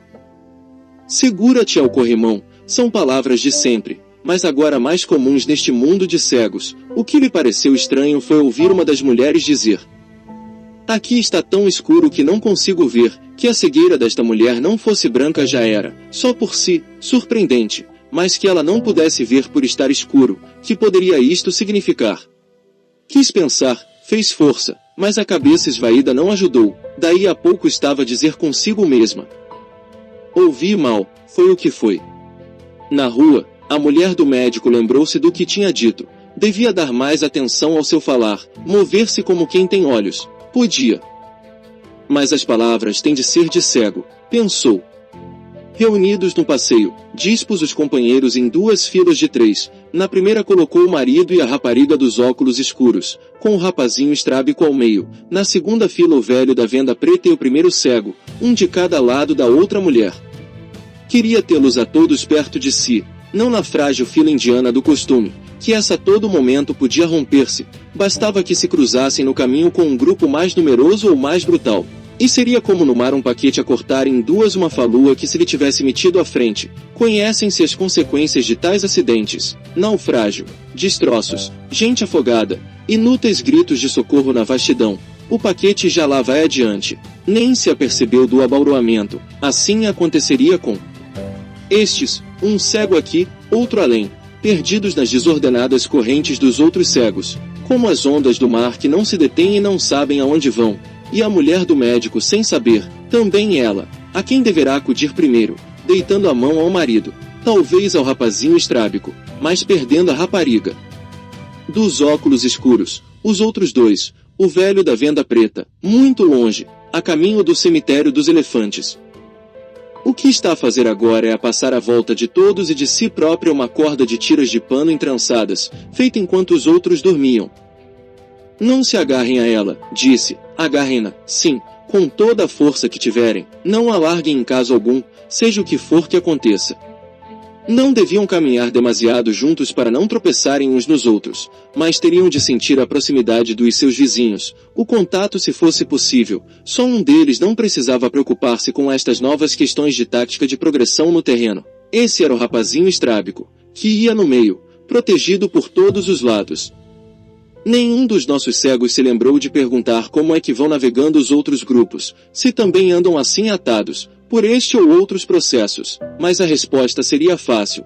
Pelo que se tem podido observar, os grupos, em geral, salvo o caso de algum mais coeso por razões que lhes são próprias e que não conhecemos, vão perdendo e ganhando aderentes ao longo do dia. Há sempre um cego que se tresmalha e se perde, outro que foi apanhado pela força da gravidade e vai de arrasto.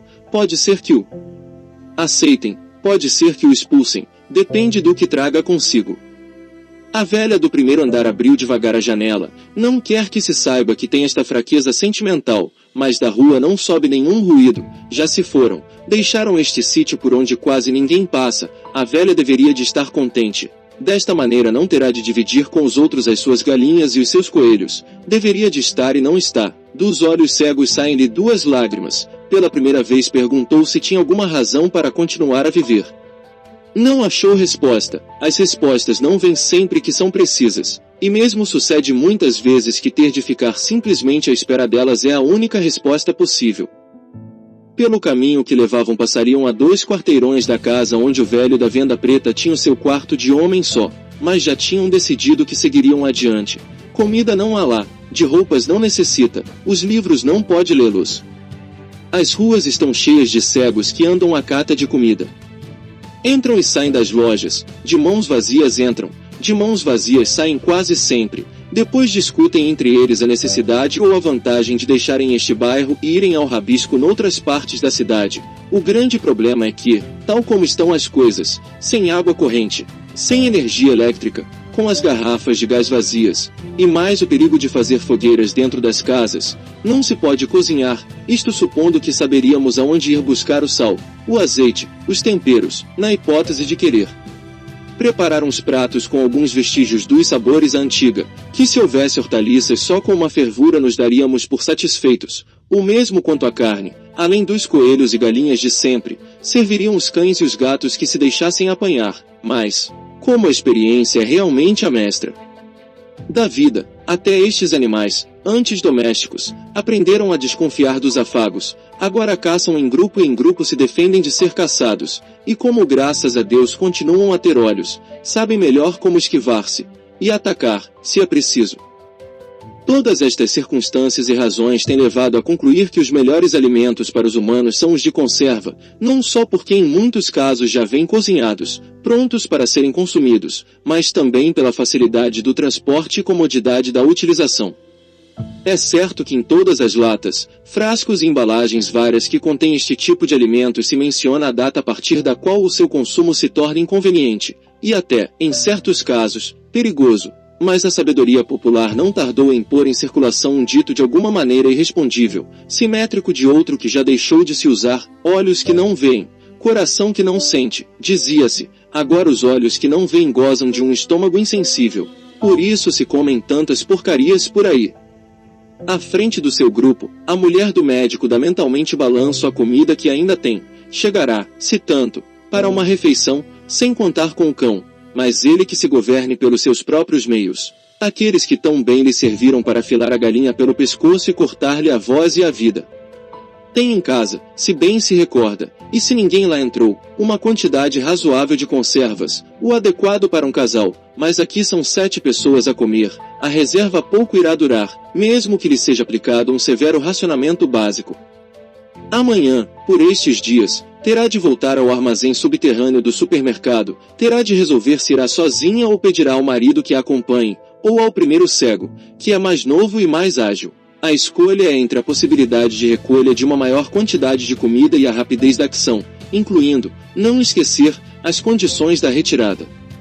O lixo nas ruas, que parece ter se duplicado desde ontem, os excrementos humanos, meio liquefeitos pela chuva violentos de antes, pastosos ou diarreicos os que estão a ser eliminados agora mesmo por estes homens e estas mulheres enquanto vamos passando, saturam de fedor a atmosfera, como uma névoa densa através da qual só com grande esforço é possível avançar.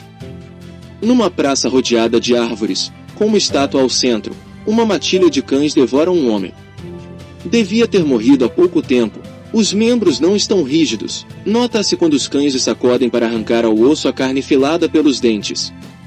Um corvo saltita à procura de uma aberta para chegar-se também à pitança.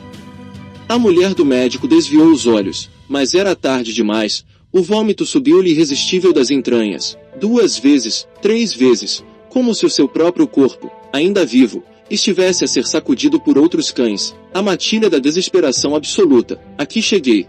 Quero morrer aqui. O marido perguntou. Que tens? Os outros, unidos pela corda, acercaram-se mais, de súbito assustados.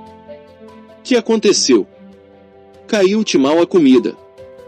Alguma coisa que estava estragada. Eu não sinto nada. Nem eu. Ainda bem para eles, só podiam ouvir a agitação dos bichos, um repentino e insólito crocito de corvo. Na confusão um dos cães morderam numa asa, de passagem, sem má intenção, então a mulher do médico disse. Não pude evitar, desculpem-me, é que estão aqui uns cães a comer outro cão. Estão a comer o nosso cão? Perguntou o rapazinho estrábico. Não, o nosso, como tu dizes, está vivo, anda de volta deles, mas não se aproxima. Depois da galinha que comeu, não deverá ter muita fome, disse o primeiro cego. Já estás melhor? Perguntou o médico. Já, vamos-nos embora. E o nosso cão? Tornou o rapazinho estrábico a perguntar. O cão não é nosso, só tem andado conosco, provavelmente vai ficar com estes agora, teria andado com eles antes, tornou a encontrar os amigos. Quero fazer caca. Aqui.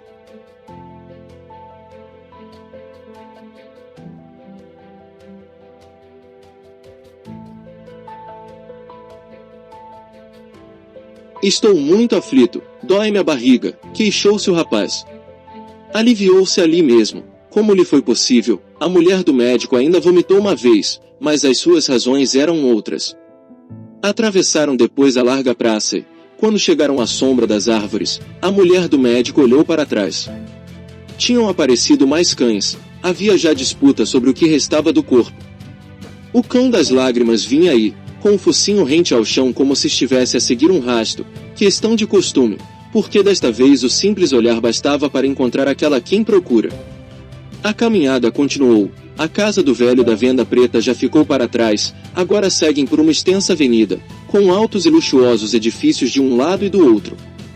Os automóveis, aqui, são de preço, amplos e cômodos, por isso se vêem tantos cegos a dormir dentro deles, e a julgar pela aparência, uma enorme limusina foi mesmo transformada em residência permanente, provavelmente por ser mais fácil regressar a um carro do que a uma casa. Os ocupantes deste devem de fazer como se fazia lá na quarentena para encontrar a cama, ir apalpando e contando os automóveis a partir da esquina. 27, lado direito, já estou em casa.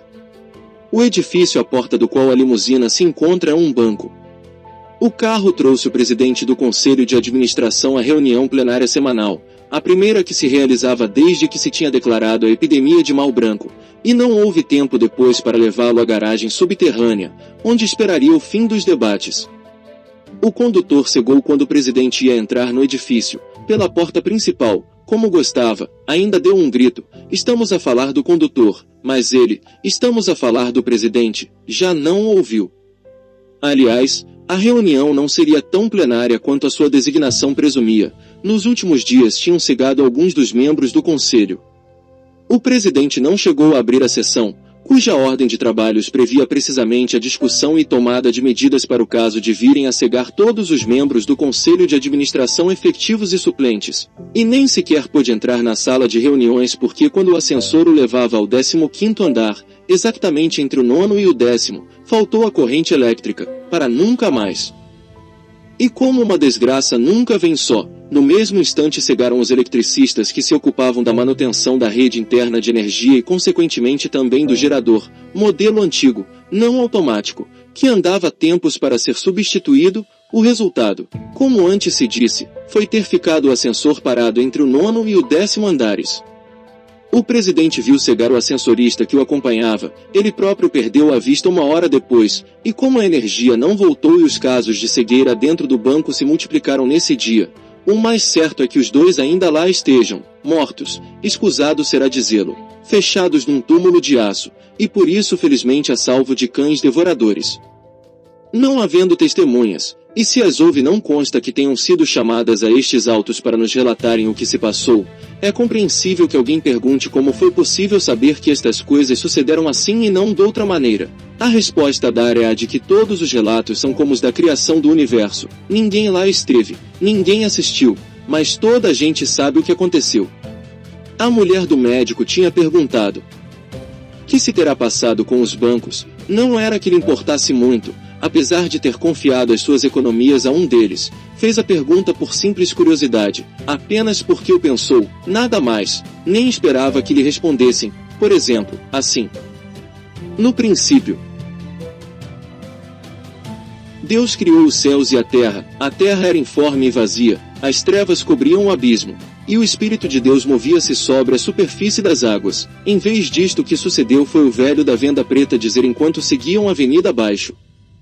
Pelo que pude saber quando ainda tinha um olho para ver, no princípio foi o diabo. As pessoas, com medo de ficarem cegas e desmunidas, correram aos bancos para retirarem os seus dinheiros, achavam que deviam acautelar o futuro, e isto há que compreendê-lo. Se alguém sabe que não vai poder trabalhar mais, o único remédio, pelo tempo que elas durarem, é recorrer às economias feitas no tempo da prosperidade e das previsões de largo alcance, supondo que a pessoa tivera de facto a prudência de ir acumulando as poupanças grão a grão. O resultado da fulminante corrida foi terem falido em 24 horas alguns dos principais bancos. O governo interveio a pedir que se acalmassem os ânimos e a apelar para a consciência cívica dos cidadãos, terminando a proclamação com a declaração solene de que assumiria todas as responsabilidades e deveres decorrentes da situação de calamidade pública que se vivia, mas o Parche não conseguiu aliviar a crise, não só porque as pessoas continuavam a cegar, mas também porque as que ainda viam só pensavam em salvar o seu rico dinheiro.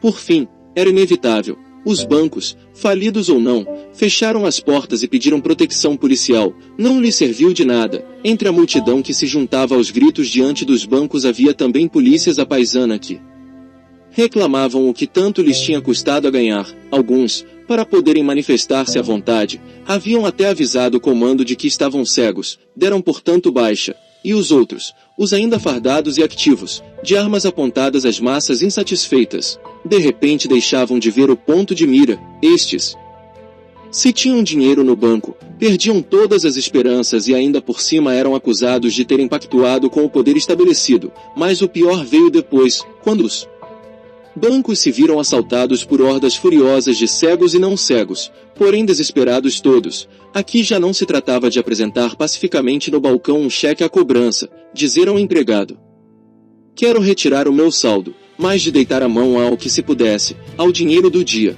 O que tivesse sido deixado nas gavetas, em algum cofre descuidadamente aberto, num saquinho de trocos à antiga, como os usavam as avós da geração mais velha. Não se pode imaginar o que aquilo foi. Os grandes e sumptuosos átrios das sedes, as pequenas dependências de bairro, assistiram a cenas em verdade aterradoras. E não há que esquecer o pormenor das caixas automáticas, arrombadas e saqueadas até a última. Nota: no mostrador de algumas, enigmaticamente, apareceu uma mensagem de agradecimento por ter sido escolhido este banco. As máquinas são de facto estúpidas, se não seria mais exato dizer que estas traíram os seus senhores. Enfim, todo o sistema bancário se veio abaixo num sopro, como um castelo de cartas. E não porque a posse do dinheiro tivesse deixado de ser apreciada. A prova está em que quem o tem não o quer largar da mão, alegam esses que não se pode prever o que será o dia de amanhã. Também a pensar nisso estarão certamente os cegos que se instalaram nos subterrâneos dos bancos, onde se encontram os cofres fortes, à espera de um milagre que lhes abra de par em par as pesadas portas de aço níquel que os separam da riqueza. Só saem de lá para procurarem comida e água ou para satisfazerem as outras necessidades do corpo. E logo regressam ao seu posto, têm palavras de passe e sinais de dedos para que nenhum estranho possa introduzir-se no reduto. Claro que vivem na escuridão mais absoluta, mas tanto faz, para esta cegueira tudo é branco. O velho da venda preta veio narrando estes tremendos acontecimentos de banca e finança enquanto atravessavam vagarosamente a cidade, com algumas paragens para que o rapazinho estrábico pudesse apaziguar os tumultos insofríveis do intestino. E apesar do tom verídico que soube imprimir a apaixonante descrição, é lícito suspeitar da existência de certos exageros no seu relato. A história dos cegos que vivem nos subterrâneos, por exemplo, como a teria sabido ele se não conhece a palavra de passe? Nem o truque do polegar. Em todo caso deu para ficarmos com uma ideia. Declinava o dia quando chegaram enfim à rua onde moram o médico e a mulher. Não se distingue das outras. Há imundícies por toda a parte, bandos de cegos que vagam à deriva, e, pela primeira vez, mas foi por mera casualidade que não as encontraram antes, enormes ratazanas, duas, com que não ousam atrever-se os gatos que por aqui andam vadiando, porque são quase do tamanho deles e com certeza muito mais ferozes. O cão das lágrimas olhou uns e outros com a indiferença de quem vive noutra esfera de emoções. Isto se diria se não fosse ele o cão que continua a ser, mas um animal dos humanos. À vista dos sítios conhecidos, a mulher do médico não fez a melancólica reflexão do costume, a que consiste em dizer: como o tempo passa, ainda no outro dia fomos felizes aqui. A ela o que a chocou foi a decepção, inconscientemente acreditar que, por ser a sua, encontraria a rua limpa, varrida, asseada, que os seus vizinhos estariam cegos dos olhos, mas não do entendimento. Que estupidez a minha, disse em voz alta. Por quê? Que se passa? Perguntou o marido. Nada, fantasias. Como o tempo passa, a casa como estará, disse ele. Já falta pouco para o sabermos. As forças eram escassas, por isso subiram a escada muito devagar, parando em cada patamar. É no quinto, dissera a mulher do médico. Iam como podiam, cada um por si, o cão das lágrimas ora adiante ora atrás, como se tivesse nascido para cão de rebanho, com ordem de não perder nenhuma ovelha. Havia portas abertas, vozes do interior, o nauseabundo cheiro de sempre saindo em baforadas. Por 2 vezes apareceram cegos no limiar olhando com olhos vagos. Quem vem aí? Perguntaram. A mulher do médico reconheceu um deles. O outro não era do prédio. Vivíamos aqui, limitou-se a responder. Na cara do vizinho perpassou uma expressão também de reconhecimento, mas não perguntou. É a esposa do senhor doutor, talvez diga lá dentro quando se recolher. Os do 5º andar voltaram. Ao vencer o último lanço da escada, antes mesmo de pousar o pé no patamar, já a mulher do médico anunciava. Está fechada. Havia indícios de tentativas de arrombamento, mas a porta resistira. O médico meteu a mão num bolso interior do seu casaco novo e tirou as chaves. Ficou com elas no ar, à espera, mas a mulher guiou-lhe suavemente a mão em direção à fechadura. Tirante o pó doméstico, que se aproveita das ausências das famílias para docemente se pôr a embaciar a superfície dos móveis. Diga-se a propósito que são essas as únicas ocasiões que ele tem para descansar, sem agitações de espanador ou de aspirador, sem correrias de crianças que desencadeiam turbilhões atmosféricos à passagem. A casa estava limpa, e desarrumação era só esperada quando se teve de sair precipitadamente. Ainda assim, enquanto naquele dia esperavam as chamadas do ministério e do hospital, a mulher do médico, com um espírito de previdência semelhante ao que leva as pessoas sensatas a resolverem em vida os seus assuntos, para que não venha a dar-se, depois da morte, a aborrecida necessidade de recorrer a arrumações violentas, lavou a louça, fez a cama, ordenou a casa de banho. Não ficou o que se chama uma perfeição, mas na verdade teria sido crueldade exigir-lhe mais, com aquelas mãos a tremer e os olhos afogados de lágrimas. Foi portanto a uma espécie de paraíso que chegaram os 7 peregrinos, e tão forte foi esta impressão, a que, sem demasiada ofensa do rigor do termo, poderíamos chamar transcendental, que se detiveram à entrada, como tolhidos pelo inesperado cheiro da casa, e era simplesmente o cheiro de uma casa fechada. Noutro tempo teríamos corrido a abrir todas as janelas. Para arejar, diríamos, hoje o bom seria tê-las calafetadas para que a podridão de fora não pudesse entrar. A mulher do primeiro cego disse. Vamos sujar-te tudo, e tinha razão, se entrassem com aqueles sapatos cobertos de lama e de merda, em um instante se tornaria o paraíso inferno. Segundo lugar este, consoante afirmam autoridades, em que o cheiro pútrido, fétido, nauseabundo, pestilento, é o que mais custa suportar as almas condenadas, não as tenazes ardentes, os caldeirões de pez a ferver e outros artefactos de forja e cozinha.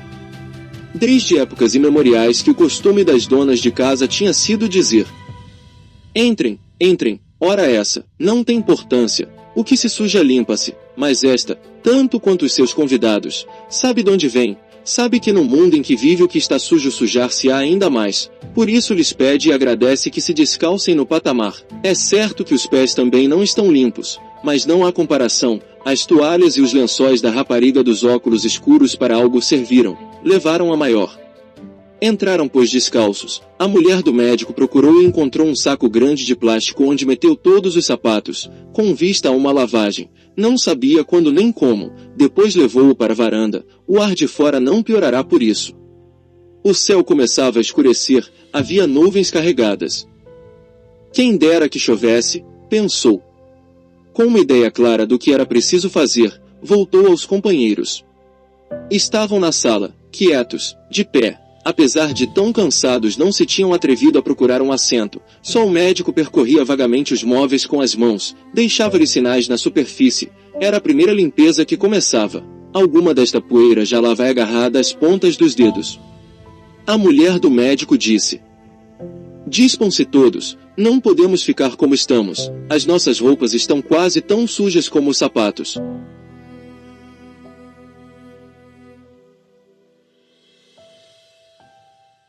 Continua.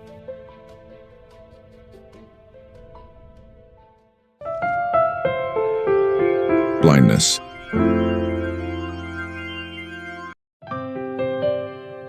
Palavras que respiram.